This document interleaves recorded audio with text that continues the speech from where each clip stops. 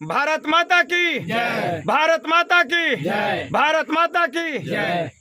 मेरे मित्रों, अभी मैं बिशनपुर गुनाही गांव में हूं और चुनाव प्रचार के दौरान हमारे साथ बहुत सारे बिशनपुर गुनाही के लोग बैठे हुए हैं। यहाँ एक दुकान है और ये दुकान है और यहाँ भी एक चाय की दुकान है। देखिए यहाँ पर भी बहुत सारे लोग बैठे हुए हैं। थोड़ा साइड होइए, यहाँ से फोटो आ जाएगा। हाँ ठीक है ठीक है, यहीं आइए कोई बात नहीं। यहाँ भी एक चाय की दुकान है और हमारे एक मित्र है। क्या नाम है आपका भाई साहब? जितेंद्र कुमार ठाकुर जी से अभी हमारी बातचीत हो रही है। जितेंद्र कुमार ठाकुर जी तबाह हो गए हैं, परेशान हो गए। हकीकत बात है कि एक पंचायत में 50 लोग खड़े होते हैं और 20-25 जो है ना, 26 जो है ना जिला परिषद पे टोटल 70-80 हैं। हर दिन 50 आदमी आते हैं। कई लोगों को तो भाई साहब ये है कि चुनाव चिन्ह आज हम बता देते हैं, कल चाची से पूछते हैं कि आपका चुनाव याद है तो हो बउआ कौन या वो अलैया अब बता के गली, फिर हम भूलिए गेली। माथा डिस्टर्ब पक गया है माथा। तब ना हम आपको बताए कि वो लोग ताला लगा करके घर में रहते। क्यों? क्योंकि एक तो वेल क्वालिफाइड आदमी नहीं मिलता है, अच्छा नहीं मिलता है। मैंने आपको मुबारकपुर में भाषण देते हुए कहा, हनुमान नगर में, जमुआ में अपार समर्थन शिक्षित वर्गों का। मुबारकपुर में एक अब्दुल जी है जो आज मुझे कल मुझे सुबह फ़ोन करके बोले कि ये सिर्फ पंपलेट देखा, पढ़ा लिखा इंसान है, पंपलेट सिर्फ देखे भाई साहब, सुनो भाई ऐसा है, तुम हमको जरा सा लेक्चर देने दो, ठीक है? हम समझ रहे तुम्हारी परेशानी, लेकिन क्या है कि तुम अभी नहीं सुधरोगे तो कभी नहीं सुधर पाओगे, ठीक है? बात को समझो भाई। हम अच्छे को नहीं चुन पाते हैं, बाद में हम पछताते हैं। अभी 1000 रुपया में वोट बेचते हैं। मैंने साफ उस आदमी को कहा कि भाई एक कुत्ते की कीमत 5000 रुपया है ना? और दिल्ली में जाइएगा तो एक कुत्ता जो है ना 1 लाख 1.5 लाख में बिकता है। और एक इंसान है जो 500 रुपया में अपना मत बेच दे रहा है, यानी कुत्ते से भी कम कीमत पर एक इंसान बिक रहा है। 1 केजी मुर्गा पर बिक रहा है, अपने मत को बेच दे रहा है। समझ रहे हैं? मत बड़ी मुश्किल से ये मत आपको मिली है। 1947 से पहले आपको मत का अधिकार नहीं था। देश आजाद हुई तब मत का मिला, नहीं तो आप राजा रजवाड़े के गुलाम थे ना? राजा रजवाड़े के गुलाम थे। राजा रजवाड़े जो कहते थे वही करते थे। शुक्र मानिए कि 1947 में आपको आजादी मिली और 26 जनवरी 1950 को देश में संविधान लागू हुआ।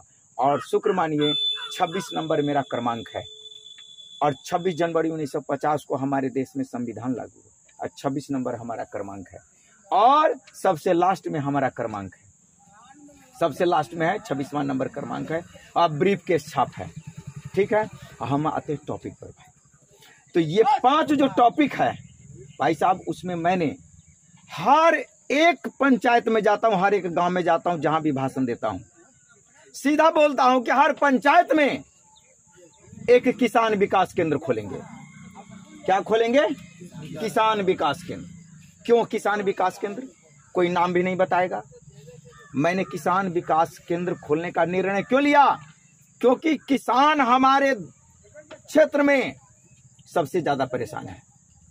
समय पर उसको खाद ही नहीं मिलता है और किसानों के लिए जो बहुत बड़ी सरकार योजना बनाती है वो किसान तक नहीं पहुंचता है। हमने हर पंचायत में किसान विकास केंद्र खोला। वहां पर क्या करवाएंगे? किसानों की मीटिंग कराएंगे हर पंचायत में। 4-5, एक पंचायत में 5 गांव के किसान को बुलाएंगे, नंबर से फोन करके बुलाएंगे, संवाद भेजकर बुलाएंगे, भाई फलाने दिन मीटिंग है। मीटिंग में पूछेंगे किसानों से कि आपको क्या परेशानी है और फिर किसानों को बताएंगे कि आपके लिए इस भारत सरकार ने ये फंड दिया है। आपको पता ही नहीं होता है, विधायक सांसद उड़ा देता है, मुखिया जी 5-10 का वो अंगूठा सिग्नेचर लेकर उड़ा देता है। आपको पंचायत बैठा करके आपको बताता ही नहीं है। हम जानकारी देंगे, इसीलिए किसान विकास केंद्र खोलना जरूरी है, पहली बात। दूसरा सबसे बड़ी महत्वपूर्ण बात क्या है, आप इस बात को समझिए। हमने लिखा है शिक्षा में विकास कर। हर एक पंचायत में शिक्षा विकास केंद्र हम खोलेंगे, हर पंचायत, जहां पर हम बच्चों को बताएंगे कि कैसे पढ़ना है। तुम्हारे प्राइमरी स्कूल के टीचर अच्छा पढ़ाता है कि नहीं? नहीं पढ़ाता है तो उसको ट्रेनिंग देंगे, कैसे पढ़ाना है, पढ़ने लिखने की सुविधा देंगे। लाइब्रेरी हम हर पंचायत में खोलेंगे और हर पंचायत के जहां पर हमारा शिक्षा विकास केंद्र खुलेगा वहीं पर ब्यूटी पार्लर का कोर्स कराएंगे, ब्यूटी पार्लर का कोर्स कराएंगे, सिलाई कटाई के का हम कोर्स कराएंगे महिलाओं को, जिससे कि महिलाएं घर में अपना उद्योग धंधा स्थापित कर सके। लड़की को ब्यूटी पार्लर का कोर्स कराएंगे।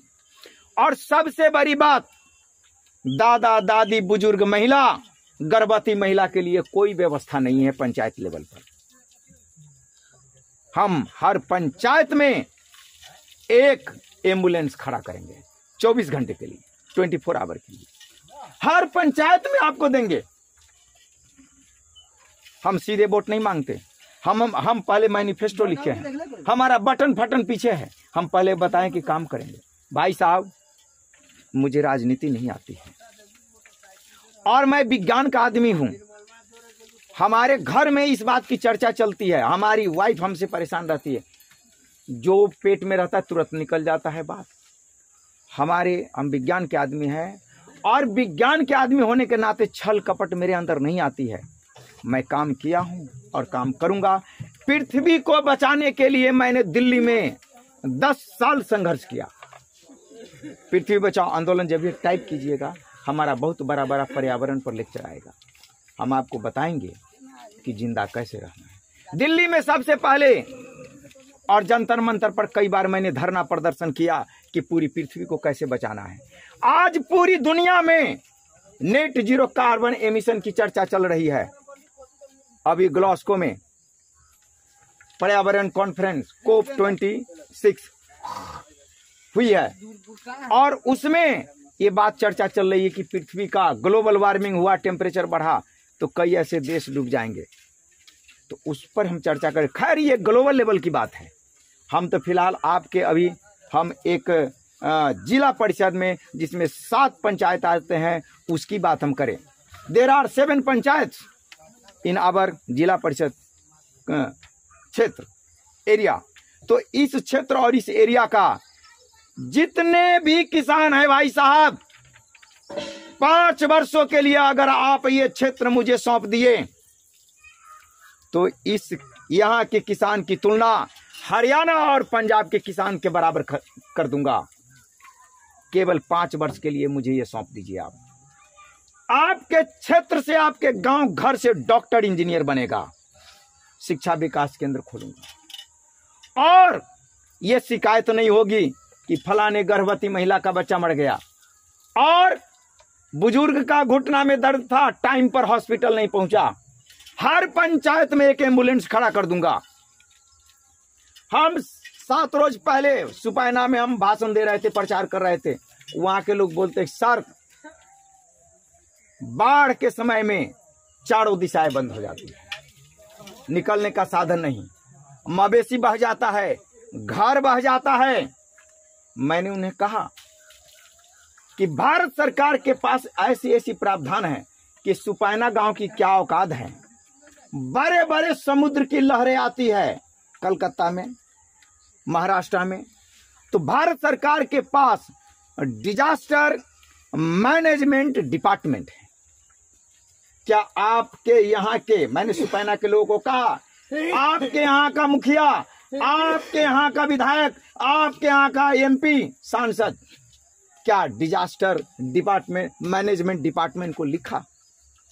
अगर लिखता तो सुपैना गांव, ये तो छोटी सी गांव है, इस गांव को तो क्रेन पर लोग उठा लेंगे और पानी नीचे से बह जाएगा, एक भी मवेशी और एक भी जानवर नहीं बहेगा।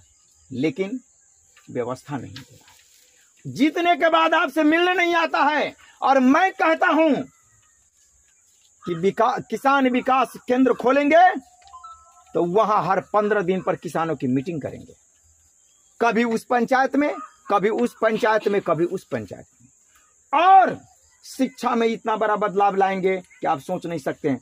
5 वर्षों के लिए आप ये सोनबरसा सौंप दिए मुझे, 50 साल आगे कर दूंगा। पूरे भारत में इस सोनबरसा का नाम होगा कि जिला परिषद सोनबरसा 20 है क्या। यहाँ के हर किसान हरियाणा और पंजाब के किसान के बराबर होगा। शिक्षा में बदलाव लाऊंगा। तो मेरे दोस्तों, आज हम आपके बीच जो बोले हैं इस पर गहराई से विचार कीजिएगा। हम पहले काम करने की बात लिखते हैं कि हम क्या क्या काम करेंगे। देखिए भाई साहब, अच्छा आप कुछ हमें बताइए। आप अपने गांव के, आपके बारे में, आपका नाम क्या हुआ? विनय कापर जी। विनय कापर जी, एक बात बताइए। मुझे राजनीति नहीं आती, छल कपट नहीं है, हम फ्रैंक बोलते हैं। जब वहाँ से आगे निकले तो कौन से जयनगर टोला से तो हम जा रहे थे दोस्तिया टोला, तो हमारे गाड़ी पर कुछ लोग पथराव क्यों किया? क्योंकि कई लोग कहते कि भाषण मत दो, पर्चा बांटो, है ना, और गाड़ी पर चलाओ चलते जैसे हम लोग करते हैं। हम जहाँ जाते हैं 10 लोग होता है, हम भाषण देते हैं, हम अपना काम समझाते हैं। कई लोग हमसे रुपया मांग करते हैं, हम सीधा बोलते हैं कितना रुपया? तो 500 दीजिए, 1000 रुपया दीजिए।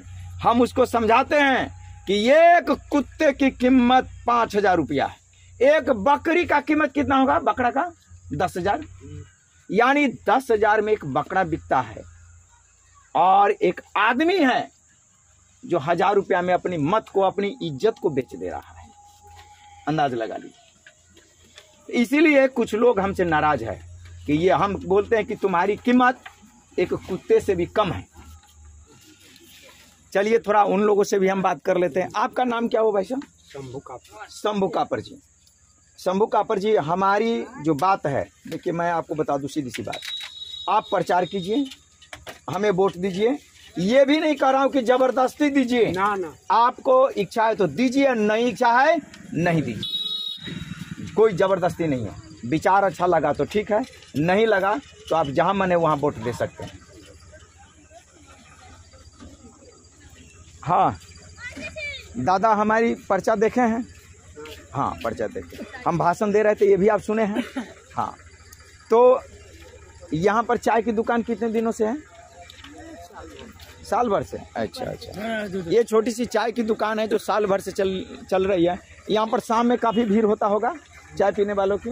अच्छा, ठीक है, हम अभी अपनी बातों को यहीं रखते हैं। ये बिशनपुर गुनाही गांव है।